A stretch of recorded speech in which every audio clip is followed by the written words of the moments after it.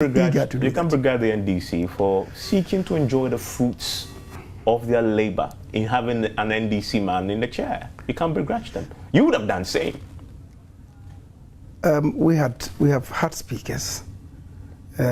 Speaker Peter Alajiti, a former chairman of our party. And when he first ascended the chair, the current speaker threw that at him. You are a former chair of this party, MPP.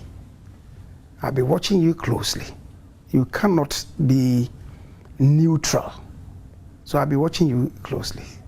Alajiti gave a response that yes, I don't forsake my past. I admit that I was a chairman of the MPP. You're asking me to be neutral. For that reason, I cannot be neutral. But all that is required of me here as a presiding officer is to be impartial, and I'll do that. When, in the fullness of time, NPP wanted to change Peter Alajiti, it was the NDC. It was the NDC that defended him. That defended him, yeah, and fielded him as the speaker. So if you want to go down in history as an impartial speaker, that is the path that you should tread.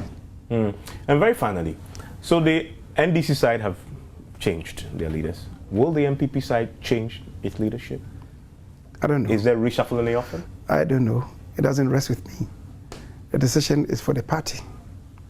Because we are hearing that that has been mooted already. I don't know. You do know? I don't know. That the party or the president had discussed this? Well, I've not had any discussion with myself from anybody.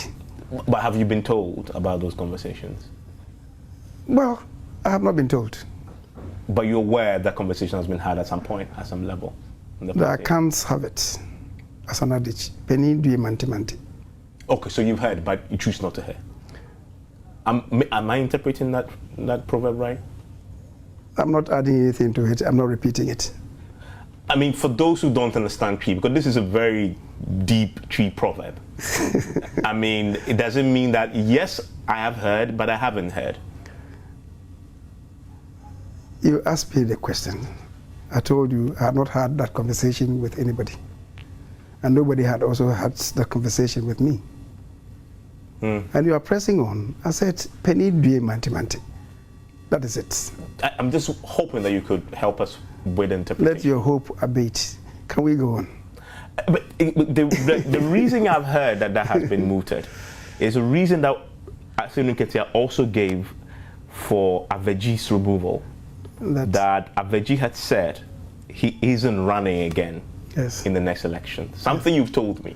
Yes. In my many interviews with you. Yes. And Asenu Ketia believes if you make that statement and you're no longer in the game, then it makes sense to get somebody else in the seat who obviously will be keen on retaining his own seat in the next elections, and therefore by extension better advocate the party's cause as well.